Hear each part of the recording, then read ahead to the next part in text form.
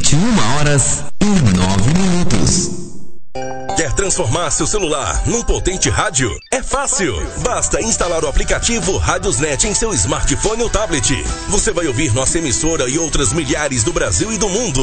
O Radiosnet é de graça e está disponível para Android e iOS no site radiosnet.com. O destino nos chamou. Nós estamos de volta. Futebol na moral e na rádio Futebol Total. Por que anunciar em web rádio? Com o crescimento da internet, grandes empresas estão descobrindo que anunciar na internet é uma forma eficaz de divulgar suas marcas, atingindo diretamente um público diversificado e em grande quantidade ao redor do mundo. Hoje, ouvem web rádios em todo o país pessoas que se conectam diariamente em sua casa, nas escolas e nos escritórios. Recentes pesquisas comprovam que a maioria dos internautas de todo o planeta se utilizam da internet para trabalhar e ouvir rádio. Anunciem web rádios, a mais nova e atrativa moda de anúncio na internet. Eita, maninha! Danada!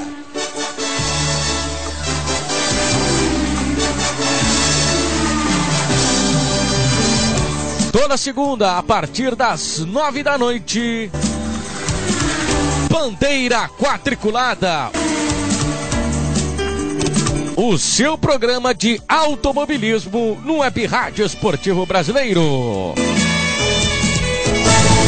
Agora você vai ouvir nossa web rádio também em sua caminhada, no ônibus e até em seu carro. Isso mesmo, basta instalar o aplicativo Radiosnet em seu celular ou tablet. É de graça. O Radiosnet é o mais leve e rápido aplicativo para se ouvir rádios online e está disponível para Android e iOS no site radiosnet.com.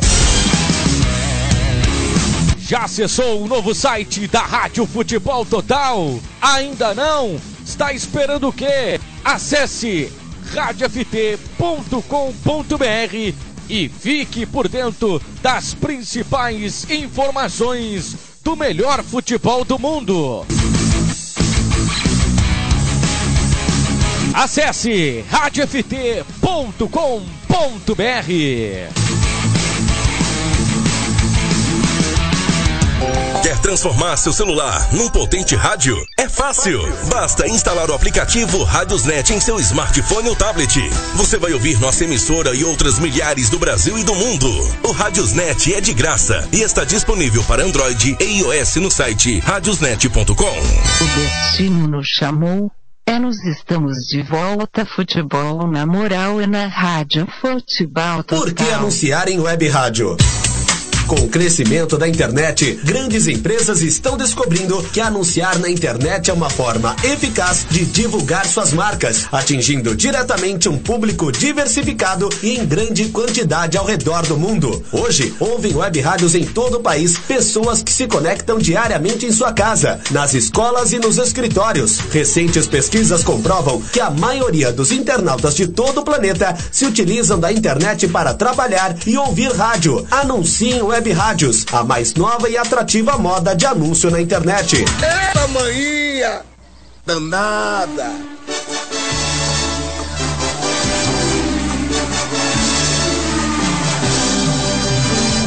Toda segunda, a partir das 9 da noite, Bandeira Quadriculada. O seu programa de automobilismo no Web Rádio Esportivo Brasileiro. Agora você vai ouvir nossa web rádio também em sua caminhada, no ônibus e até em seu carro. Isso mesmo, basta instalar o aplicativo Radiosnet em seu celular ou tablet. É de graça. O Radiosnet é o mais leve e rápido aplicativo para se ouvir rádios online e está disponível para Android e iOS no site radiosnet.com. Já acessou o novo site da Rádio Futebol Total? Ainda não? Está esperando o quê? Acesse radioft.com.br e fique por dentro das principais informações do melhor futebol do mundo. Acesse radioft.com.br. Ao top de 10 segundos, mais uma atração esportiva da Rádio Futebol Total. 10, 9, 8, 7, 6, 5, 4, 3, 2, 1.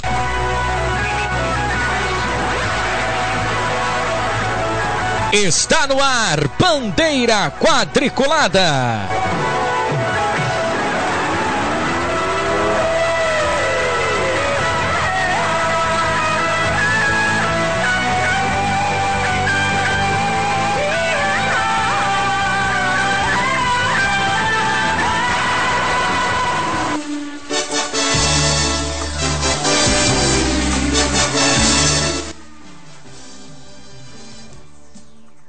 Alô, amigo ligado na Rádio Futebol Total em todo o Brasil, muito boa noite. Está no ar mais uma edição do Bandeira Quadriculada, o seu programa de automobilismo aqui na Rádio Futebol Total. Hoje vamos abordar a repercussão do Grande Prêmio dos Estados Unidos, a prova, a 18ª etapa do Campeonato Mundial, que praticamente colocou o Hamilton muito próximo de ser pentacampeão do Mundial. Vamos falar também do título do Marc Marquez, que conquistou o seu pentacampeonato na MotoGP, o 7º título contando as 3 categorias principais dessa grande categoria da MotoGP. E também aí vamos tentar projetar o Grande Prêmio do México, que vai acontecer já no próximo domingo, a partir das 4 às 3h10 da tarde, no horário de Brasília. Temos aqui ao meu lado o César Augusto, ele vai dar o seu destaque inicial antes de abordar o primeiro assunto do programa de hoje. Tudo bem, César? Boa noite. Boa noite, André. Boa noite, obrigado de Futebol Total. E o meu destaque é: olha, estamos vivendo a era Marc Marquez na MotoGP. Muito bem, garotinho. Bom, você acompanhou na Rádio Futebol Total ontem a vitória de Kimi Räikkönen, o finlandês, que voltou a vencer depois de 113 corridas. É um negócio de louco. Só pra vocês terem uma noção, é o maior jejum de vitórias entre a última vitória e a de ontem, desde a época de Nigel Mansell nos anos 90. Isso é um negócio de louco. E aí, a sensação que tem, né, ô César, é que o Kimi Räikkönen fez a parte dele. Só que o Vettel, o que ele fez de lambança na primeira volta, foi uma tristeza, né? Foi uma tristeza, e também o seguinte: quando você faz uma lambança na primeira volta, você perde em si. E primeiro, o Vettel não deveria ter forçado a ultrapassagem no Ricardo. Deveria ter esperado a liberação do uso do DRS, da asa móvel, tão logo na primeira volta. Só que ele foi roubado. O Vettel nesse ano, às vezes, quando larga, ele faz muita besteira. Não sei o que aconteceu com ele. Quando ele era na Red Bull, ele não fazia tantos erros assim. Isso que às vezes assusta a gente.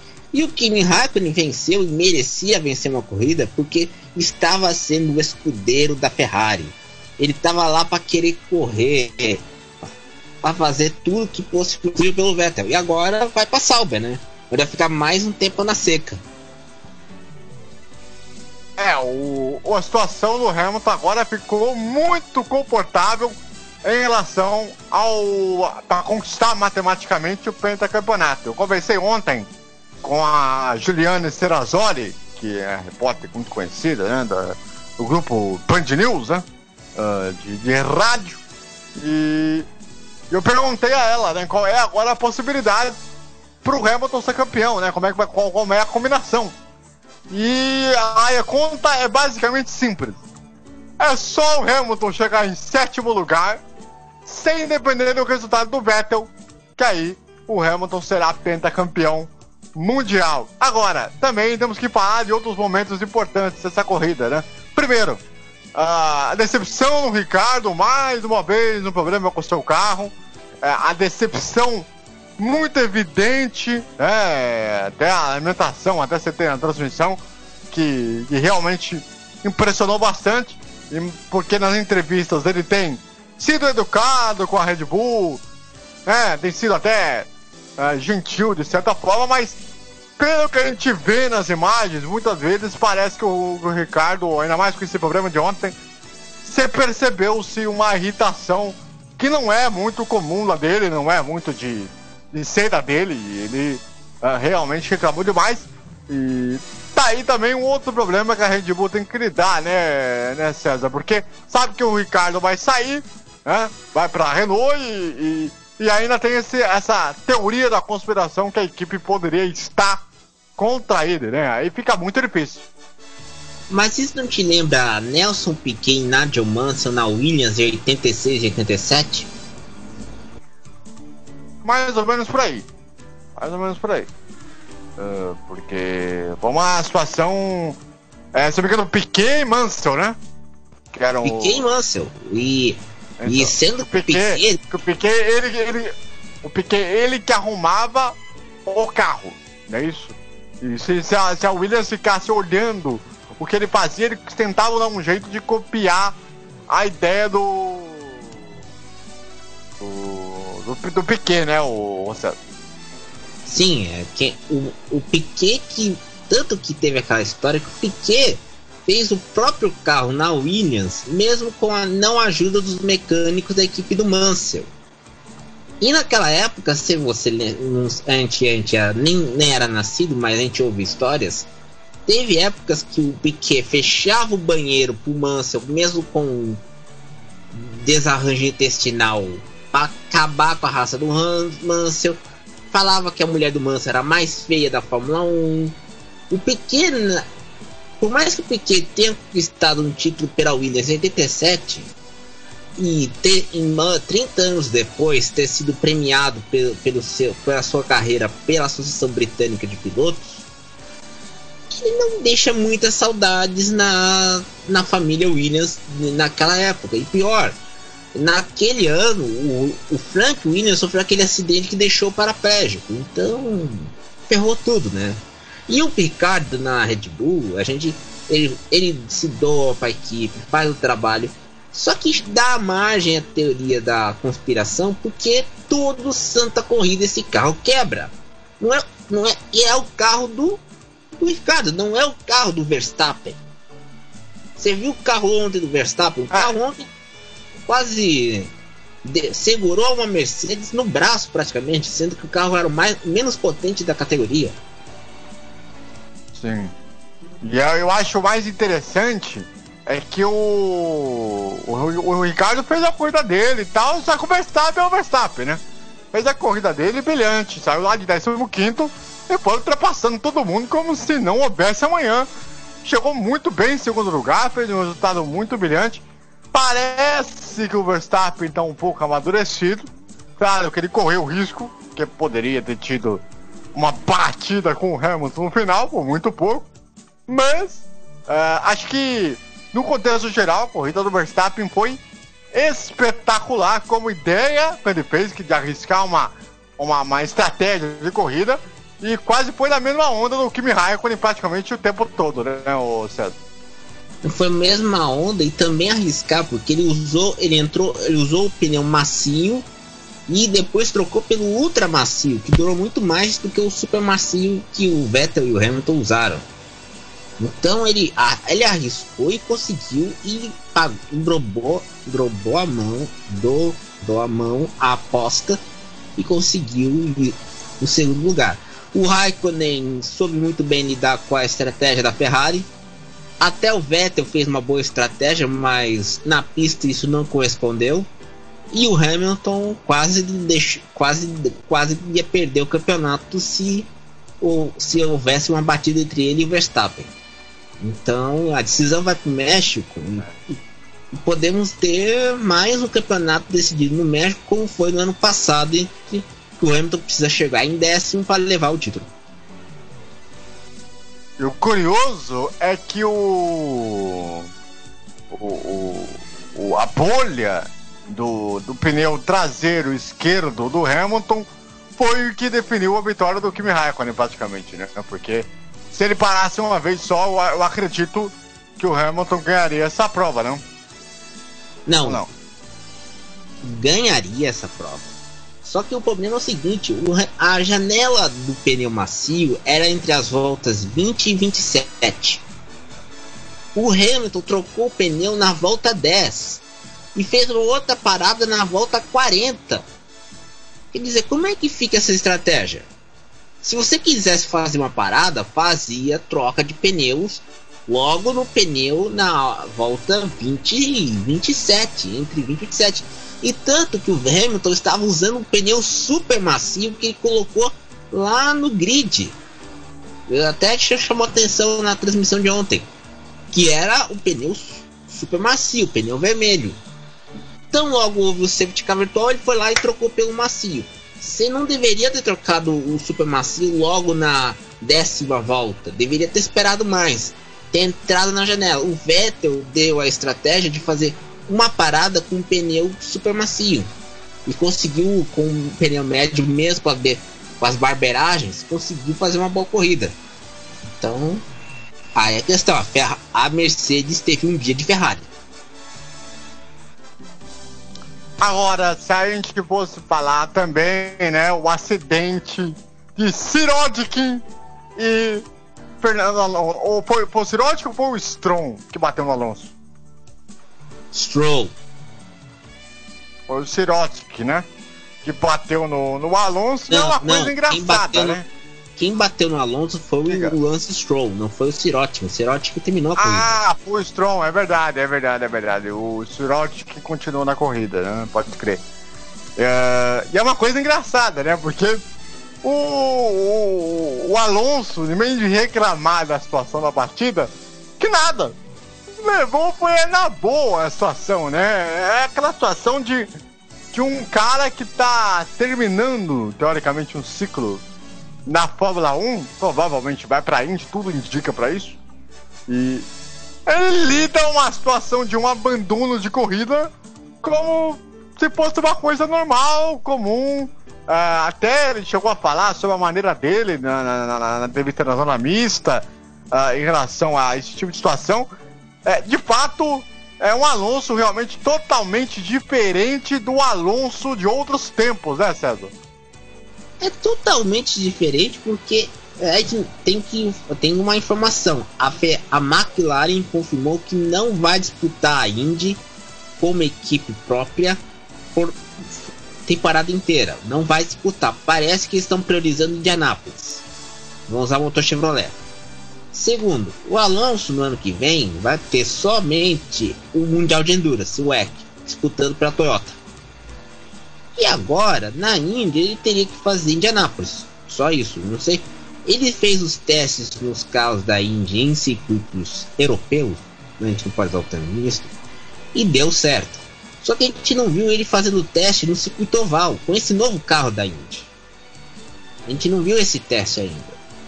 Que vai dizer se ele vai para Indianápolis ou se ele vai ficar somente no Mundial de Endurance, que vai ter aquele supercampeonato que começou nesse ano e vai terminar só no GP nas 24 horas de Le Mans de 2019. E aí, vamos ver o que acontece. Lembrando que provavelmente, se o Alonso correr a temporada completa da Indy, ele provavelmente deverá correr uma equipe satélite da Andretti, se não me engano. Ou poderá correr pela própria Andretti, apenas em Indianápolis.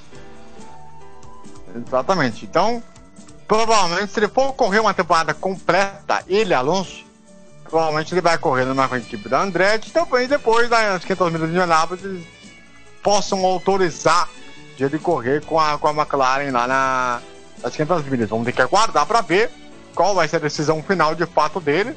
Porque a gente sabe que ele vai sair da Fórmula 1, isso todo mundo sabe. O que a gente não sabe é qual vai ser o caminho que ele vai tomar aí em relação à questão aí da Indy no ano que vem. Agora, outro fato pra gente falar é o público.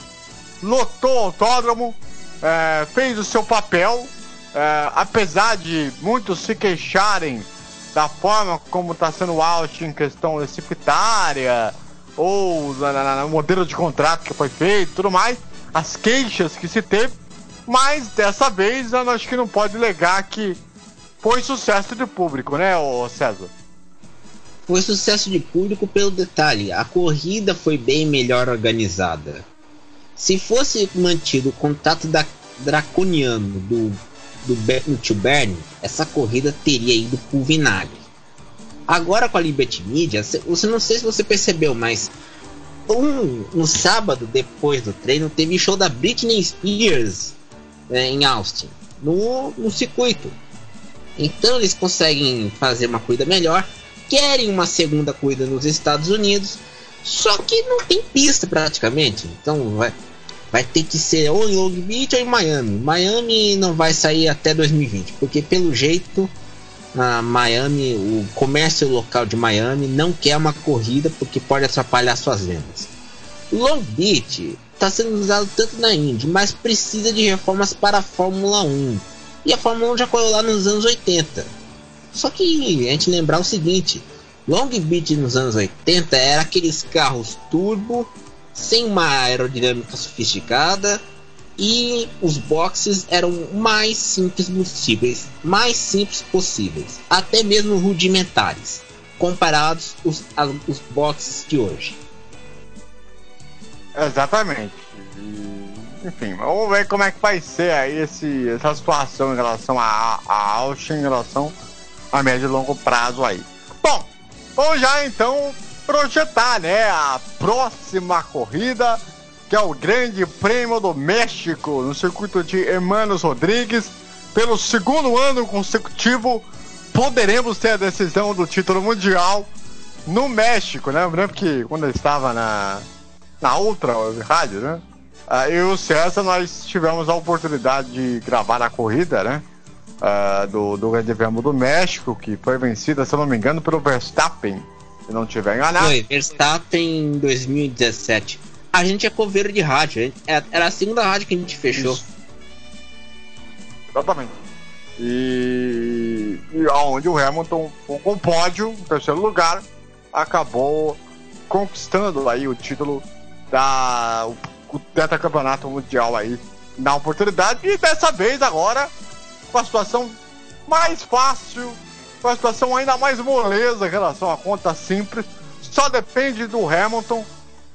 Eu acredito que o Hamilton não vai vacilar dessa vez, né, o César? O Hamilton não é a seleção feminina de vôlei nos Jogos Olímpicos de Atenas em 2004, que perdeu 5 match points para a Rússia. 5 match points, pra você ter uma ideia. E foi aquele show de horrores. Eu acho que ele não vai vacilar, não. Vai fazer pole e vai fazer a vitória.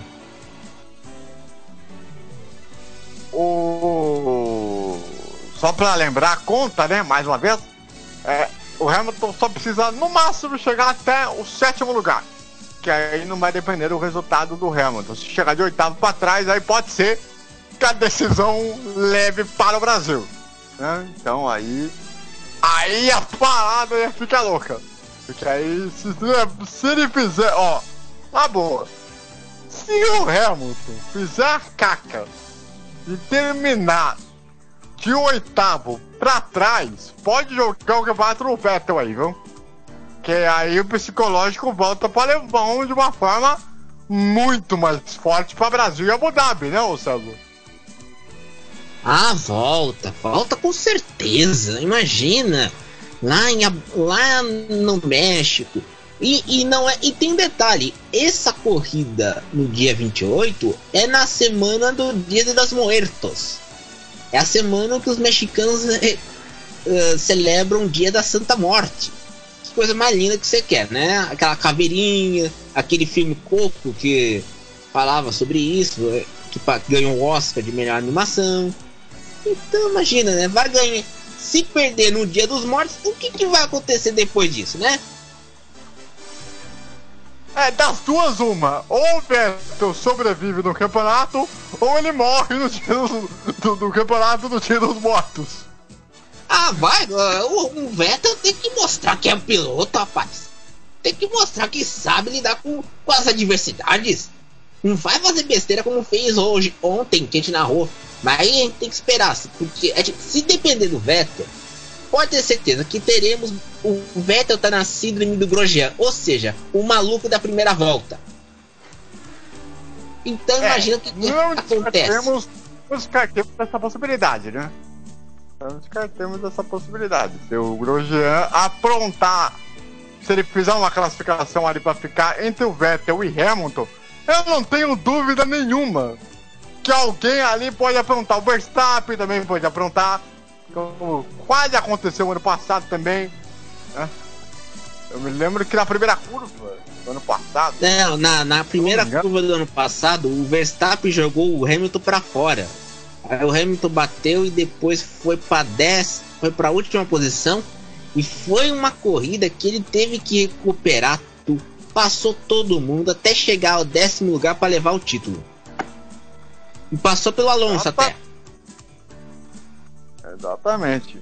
Imagina se acontece a repetição de 2017, cara. Tipo, no quesito primeira volta. Aí a situação ia ficar muito boa pro Vettel. Dependendo, óbvio, do que acontecer. Mas é óbvio que se acontecer isso e ele voltar pra pista, aí a estratégia da corrida do Hamilton vai ser para terminar em 7º lugar, né? Para controlar o Vettel.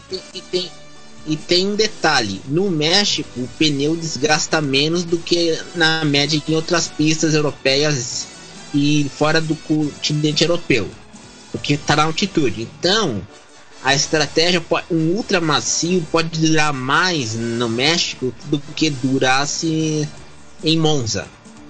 Então vai ser, podemos ter um festival de uma troca de pneus lá no México. Lembrando que a cidade do México, para quem não conhece, não tá ligado, fica na altitude. Ou seja, se não me engano, a 2.700 metros aproximadamente de altitude acima do nível do mar. Não, é 2.300 metros. Aí, exatamente. E então, quando você está na altitude acima do nível do mar, normalmente a potência do carro ela perde de certa forma um pouco. Então, na reta, quando você for botar lá o KERS, o DRS, para você tentar acelerar o máximo que você puder, o motor normalmente ele costuma perder um pouco de potência por estar na altitude, né? Então, ainda mais no vácuo e tudo mais. Então tem outro fator, que é a questão do motor, de como que ele pode aguentar, né? De controlar o motor em relação à altitude, né? Então isso é um fator a mais aí para as equipes se preocupar, até porque essas equipes grandes, principalmente, estão aí na sua última leva de motores, praticamente, né? Não pode mais trocar. Então...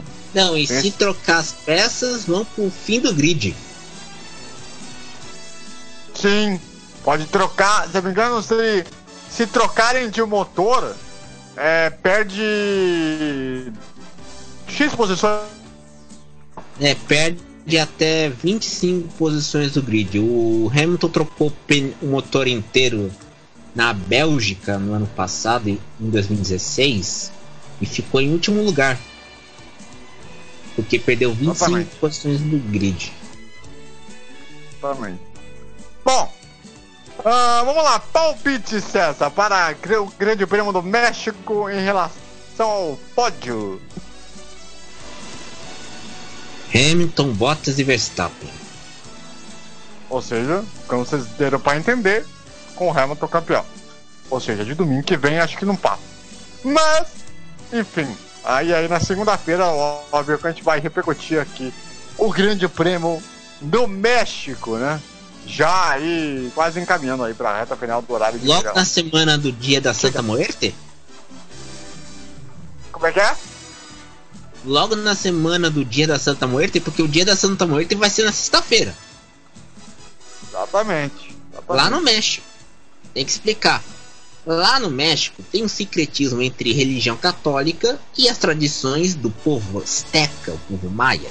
E uma dessas tradições é o culto de uma caveira vestida de santa, que é chamada de Santa Muerte.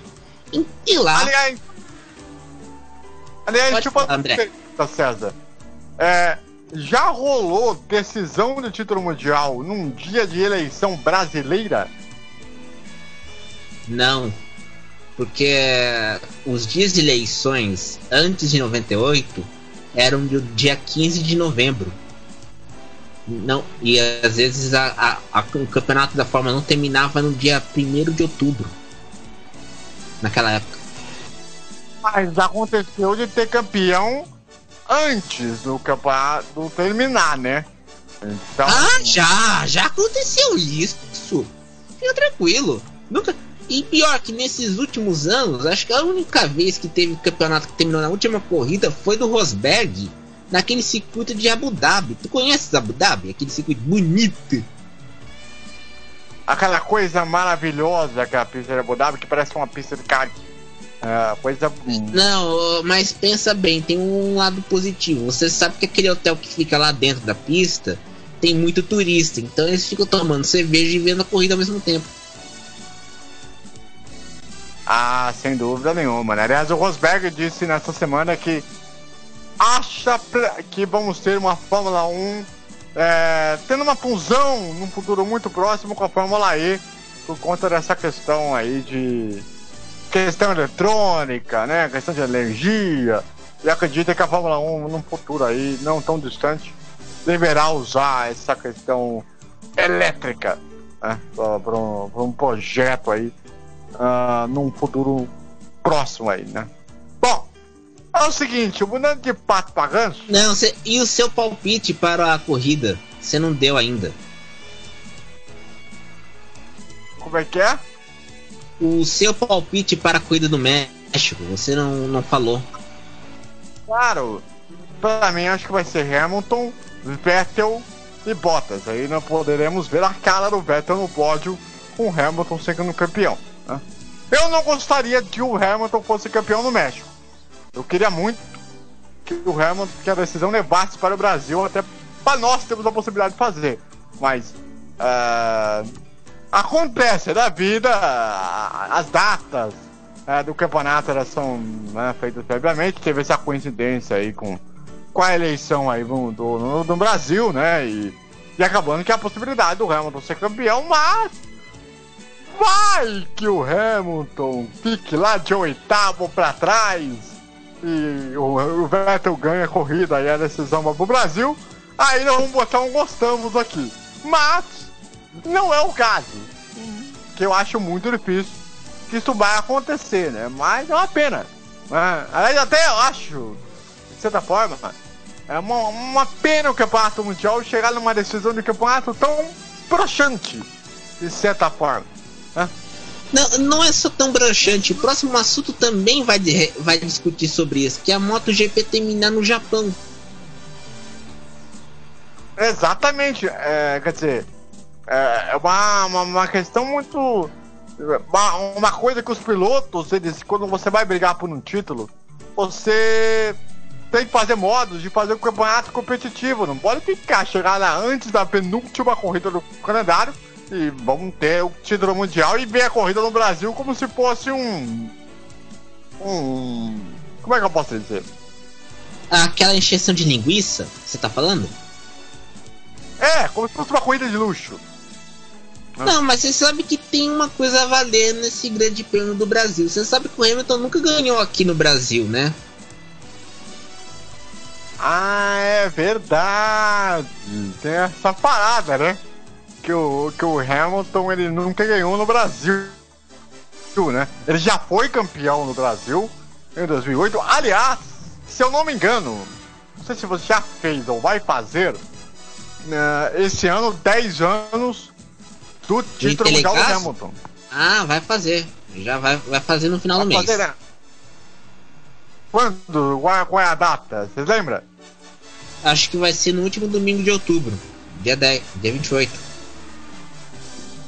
Então, vamos ter aí essa lembrança aí dos 10 anos do título do Lewis Hamilton. Bom, mudando de pato pra ganso, já que o César levantou a bola aí da MotoGP, tivemos aí o título do Marc Marquez, o 7º título contando desde a Moto3, a Moto2, a MotoGP, pentacampeonato da MotoGP, Uma corrida que estava sendo disputada até 2 voltas no final, quanto do Vizioso foi querer dar uma de Nigel Mansell, foi afobado demais pra cima do Mark Marques, acabou caindo, chegou em 15º lugar, e o que fez com que o Mark Marques, que só precisava da vitória para ser campeão, conquistasse o título mundial. Mais uma vez, o campeonato da MotoGP terminando o campeonato em questão de título tão antecipadamente que o próprio deu uma imagem que eu achei muito interessante da equipe, né? Montou numa área do circuito lá de Montag com, sabe aquele fliperama que você em casa, você que é mais novo, né? Você não teve a oportunidade de jogar, né? Mais velho, nós dois jogamos no fliperama, rapaz. Opa, eu jogava muito fliperama agora.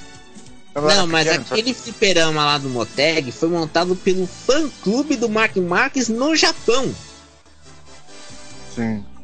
E é muito legal, né? Tipo, uma relação... porque o Japão é rei dos games, né? Então, achei muito legal a relação, né, que eles fizeram com do 7º título no fliperama, jogando ali, né? Aliás, inclusive, a comemoração foi tanta no Mark Marques que ele acabou deitado no momento da comemoração, no meio da pista. Sabe por quê, gente? Vocês não vão acreditar no que aconteceu. Ele teve um ombro deslocado. Você acredita nisso, César? Eu vi a corrida ao vivo. E pior que não aconteceu. O Guto Nejaim perdeu a voz na Moto 3. E ele não viu. Porque ninguém. Porque assim, ninguém tinha entendido por que ele tava deitado no chão. Aí a MotoGP foi lá e colocou: olha, acredito que o Mark Marques está com o ombro deslocado. É uma coisa que eu confesso que eu nunca tinha visto. Você chegou a ver algo parecido, César? Acho que não, mas eu me lembro bem quando teve aquele acidente do Vizioso, do Iannone, alguns anos atrás, com o ombro deslocado. Às vezes teve que parar pra pôr o ombro no lugar, nem voltar pra corrida. Eu não sei se o Mark Marques vai correr na Malásia no próximo final de semana com esse ombro deslocado. Vamos ver como é que vai ficar a condição do ombro dele em relação a coisa. Ele também não precisa correr, porque já é campeão, não precisa fazer mais nada. Vai correr bastante divertir. E o nosso querido Valentino Rossi, mais uma vez, se queixou, né? Da não evolução da Yamaha. Ele vendo a Ducati andando mais rápido que a Yamaha, principalmente a Yamaha dele. Me parece um Valentino Rossi com aquela gana, sede de querer fazer mais alguma coisa para fechar a carreira do título, e a Yamaha não evolui a moto, César. A Yamaha não evolui a moto desde no ano passado, quando o Maverick Vinhares ganhou 2 corridas seguidas, Qatar e Argentina, e não evoluiu aquela moto. E pior, a Yamaha... Diga. E o pior ainda é que a Ducati evoluiu a moto consistentemente, tanto no ano passado como nesse ano, mas não foi capaz de fazer frente à Honda, que estava com uma moto muito melhor, e com o Mark Marques pilotando como nunca. E aí fica a sensação: você acha que o problema é a Honda, que está com uma moto superior às outras, ou a Yamaha e a Ducati que não conseguiram desenvolver suas motos? Sem lembrar que tem os Aprilia, Suzuki e a KTM que estão tentando desenvolver motos novas capazes de disputar um bom campeonato. Fica a dúvida aí sobre do porquê que a moto do Valentino, ou no caso das Yamahas, não está evoluindo. É um problema que eu imagino que essa irritação dele tá ficando cada vez mais evidente. E eu não sei como que essa relação vai terminar, né? Porque do jeito que tá, o desgaste acho que vai ficar mais evidente. Ainda mais se no ano que vem, caso o Valentino Rossi correr o ano que vem, né? Porque a gente não sabe. Porque todo mundo tá na expectativa pra saber até quando o Rossi vai. Até quando o Rossi vai correr. Então, vamos aguardar pela cena dos próximos capítulos, né? Aliás, se eu falar em Valentino Rossi, a equipe dele, né, na Moto3 teve vitória, né?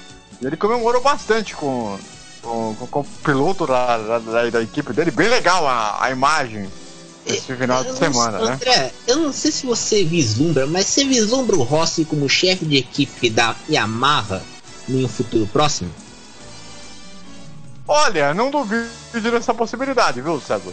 Porque do jeito que tá, ele tem que organizar a casa da Yamaha, porque se ele, como chefe da equipe dele, na Moto3, tá tendo mais resultados do que a Yamaha, que ele tá sendo pilotado, alguma coisa tá errada. No mínimo, alguma coisa tá errada. Não, tanto que a lenda que comanda a Yamaha, Lee Jarvis, está sendo cotado para levar o pé na bunda no final da temporada. Ele que comanda a Yamaha na MotoGP, o programa da Yamaha na MotoGP.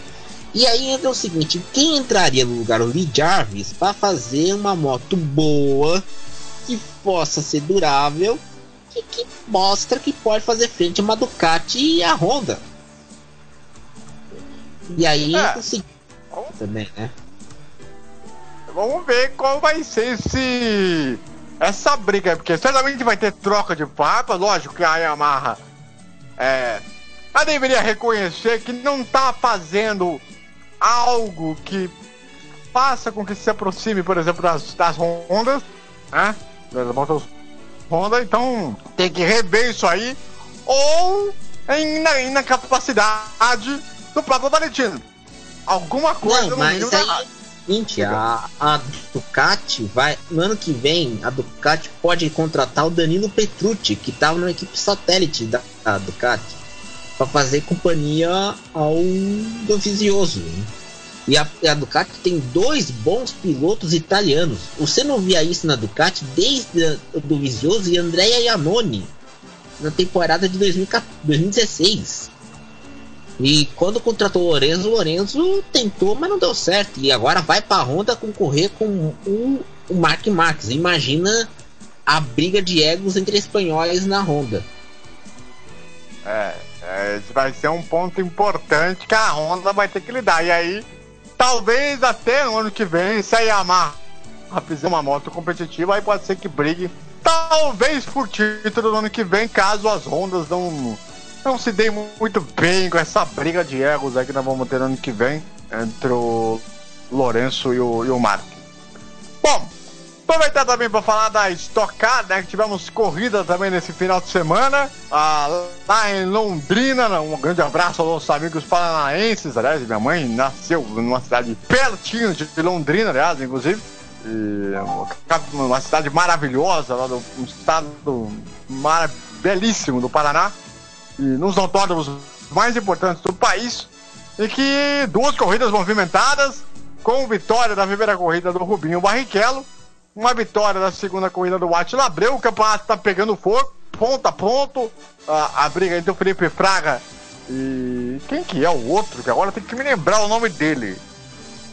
Vamos ver se daqui a pouco eu lembro o nome dele aí, do segundo colocado, que tá uma briguinha ferrenha aí em relação ao título desse ano, porque não é tanto que o próprio Felipe Fraga e o que está brigando pelo título, os dois chegaram a cortar caminho na mesma curva, um atrás do outro. Uma coisa bonita, né? A galera gosta de ver. Então é um campeonato que tá interessante, é um campeonato que cresceu muito. Claro que essa coisa de 2 corridas com tempo estabelecido é uma coisa que parece que já foi estabelecido, mas o campeonato tá legal, né, César? Eu acho que deveria ter 2 corridas em dias diferentes. Tipo, um final de semana, como a DTM faz. Uma corrida no sábado, outra no domingo. essa corrida de duas corridas no mesmo dia é muito estressante, porque você faz a coisa meio nas coxas. E isso seria muito melhor para TV, porque teria programação para todo final de semana. Agora, que fase que vive o Rubinho, hein? Pode não estar brigando pelo título, mas pensa num cara que tá feliz da vida, né? Não só pelo filho dele, que tá andando muito bem lá nos Estados Unidos, né? Nas categorias de Fórmula. E ele na Stock Car tá ganhando uma vitória aqui, uma vitória ali. Cada vez parece que se motiva mais. Me parece o Rubinho Barrichello voltando aos velhos tempos, em que ele foi realmente competitivo nas categorias de base, né? Parece que é o Barrichello dos anos 90 que tá voltando agora, né, César? Tá voltando agora e tá redescobrindo o prazer de correr. Se a gente lembrar o Barrichello na época da Ferrari, ele não tinha como fazer nada perto do Schumacher. A equipe era toda do Schumacher. Ele não tinha nada para fazer. Aí o que aconteceu agora com a Stock Car, ele tá correndo bem. Tem um programa dele na SBT, o Acelerados. Agora ele tá disputando até Le Mans.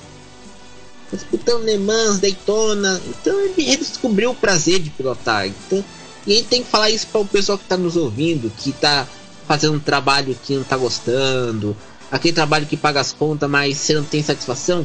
Redescubra o prazer de fazer algo bom, fazer algo que gosta. Redescubra. Eu tô falando errado, mas tudo bem. Mas o legal, né, que eu tava vendo a entrevista dele, ele chegou a dizer no grid que é um momento muito bacana, né, de a gente ver o filho andando bem nos Estados Unidos, ele vendo o crescimento, acho que é do Dudu, né, que se eu não me engano tá lá nos Estados Unidos, que é o mais velho, né. O Dudu tá nos Estados Unidos e o mais novo tá falando no kart, e parece que o mais novo ele é um novo Lando Norris, porque pode perder a cabeça a qualquer momento. Sim. E parece que o Dudu tá sendo bem elogiado lá, né? Pela pessoal lá de imprensa dos Estados Unidos, pelo que ele tá fazendo e tudo mais. Então, tá bem interessante. Bom, a classificação do campeonato nós temos aqui. Deixa eu pegar aqui. O Daniel Serra na liderança com 270 pontos. O Felipe Fraga tem 236. E o Barrichello está em 194 pontos. A próxima etapa do campeonato. André, desculpe te interromper, mas temos que elogiar o Felipe Fraga. Ele começou na Stock Car em 2014, naquela corrida de duplas, lá em Interlagos, na chuva. Sim. Aliás, muita gente tem criticado o Felipe Fraga pela forma como ele tem uma autoconfiança. Muitas vezes as pessoas acham que é uma arrogância dele em relação eu tenho uma certeza que eu posso ganhar, que eu vou ganhar esse campeonato.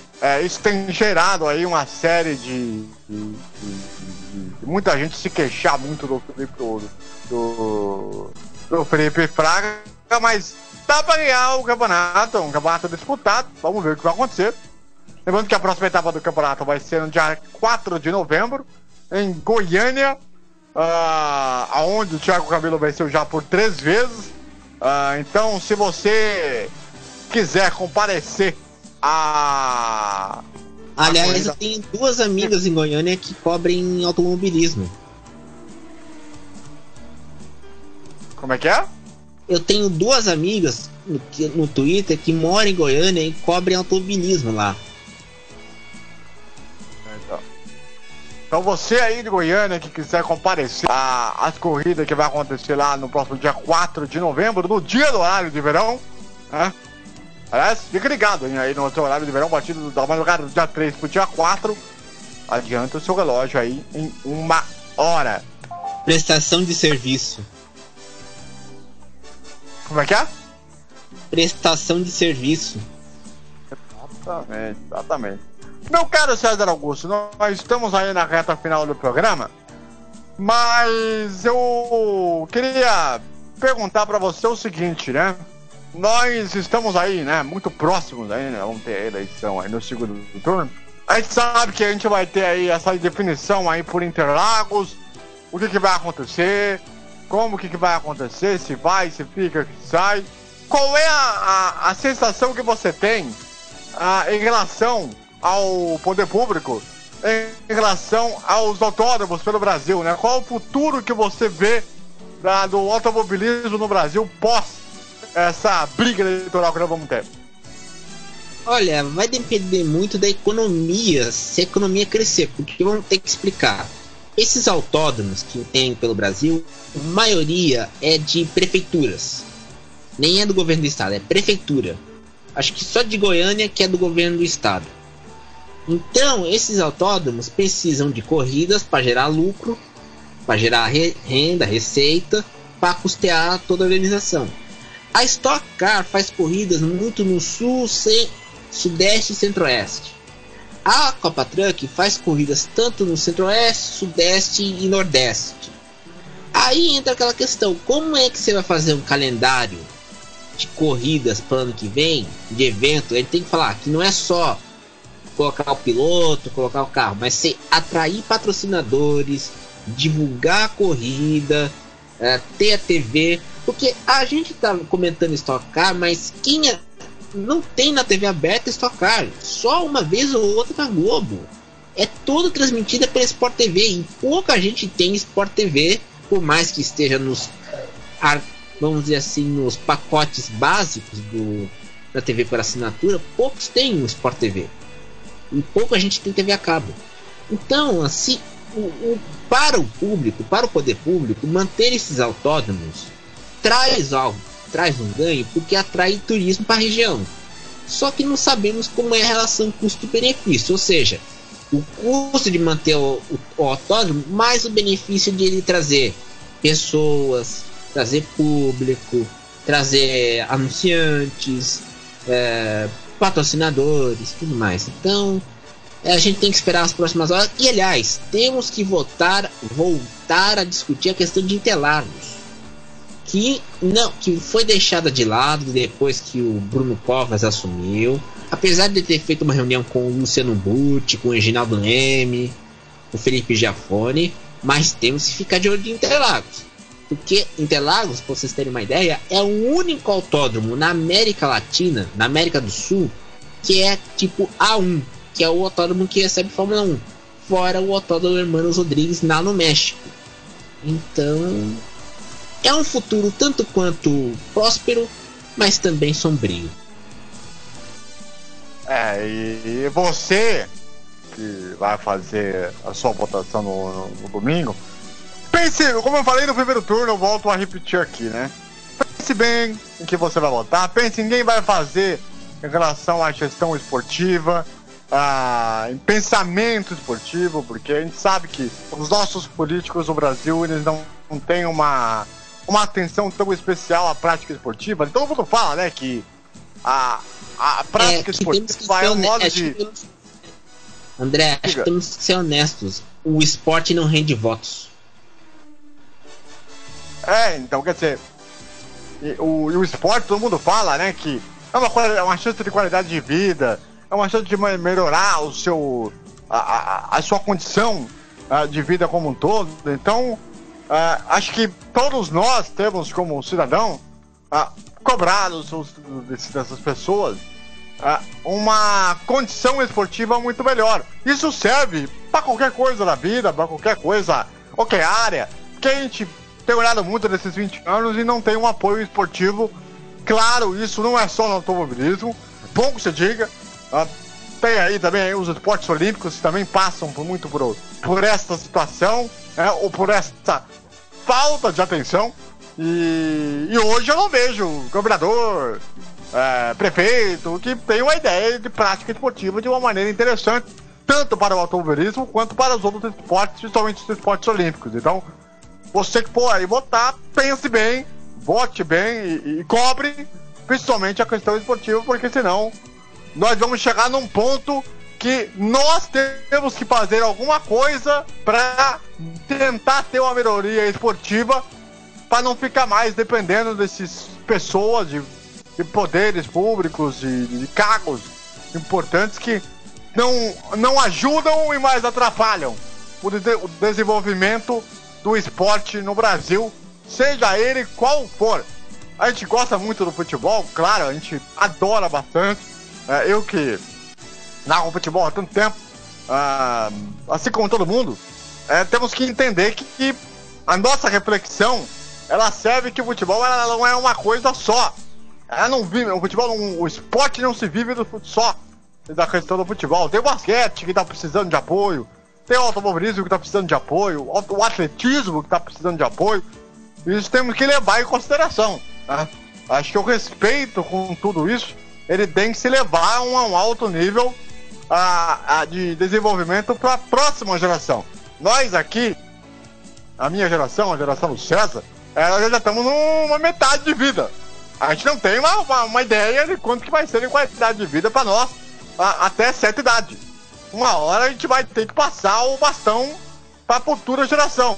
E a gente tem que ensinar para os nossos pequenos como incentivar a prática esportiva de alguma forma, né? Então, acho que nesse momento agora, é importante a gente todo mundo discutir, levar uma ideia de questão esportiva para todo mundo, porque aí nós vamos caminhar num trilho certo. Se nós não fizermos isso e o poder público também não fizer isso, nós vamos ficar cada vez mais para trás no quesito esportivamente falando. Isso não importa que partido que seja, que lugar que seja, que candidato que seja. Só apenas a consciência de termos uma qualidade esportiva muito melhor nesse país que está precisando, que já está mais do que na hora, né? Pelo amor de Deus. Nós passamos 20 anos e não conseguimos avançar minimamente certo em questão esportiva, seja qual for a modalidade, né? Temos que parar para analisar. Meu caro César Augusto, o seu destaque final, por favor. Arriba México. A você em casa, em todo o Brasil, muito obrigado pela audiência, pela companhia. Lembrando, quero fazer um convite para vocês. Nesse meio de semana, nós vamos ter Libertadores da América, as semifinais da Copa Libertadores da América, Conmebol Libertadores. Na terça-feira, nós vamos ter o jogo entre River Plate e a equipe do Grêmio, a partir das 9h30 da noite, por aí, né? Horário de Brasília. Jogo que vai acontecer lá no Monumental de Núñez. Lembrando, com o César Augusto, também vamos ter lá a presença, se eu não me engano, do plantão esportivo do Eduardo Coco. E na quarta-feira, nós vamos ter a outra semifinal entre Palmeiras e Boca Juniors. Boca Juniors e Palmeiras lá na Bombonera, com a narração do Rodrigo Oliveira, os comentários do Michel Cobatio e as reportagens e o plantão esportivo minhas, para levarem para vocês as semifinais da Libertadores da América. Tudo isso em radioft.com.br. Para você que está acompanhando a edição ao vivo do programa, você vai ficar com a programação aí musical. E para você que está acompanhando a reprise agora, você vai ficar aí com a Copa Libertadores da América, a fase semifinal, jogos de ida. Um abraço a todos, continue ligado. Futebol, na moral, é na Rádio Futebol Total. Boa noite a todos.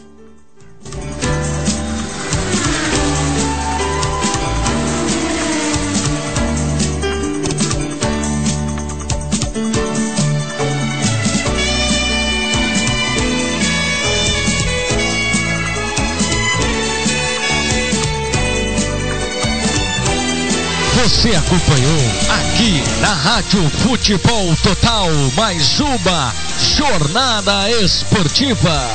Agradecemos a todos pela audiência e até uma próxima. Futebol na moral é na Rádio Futebol Total.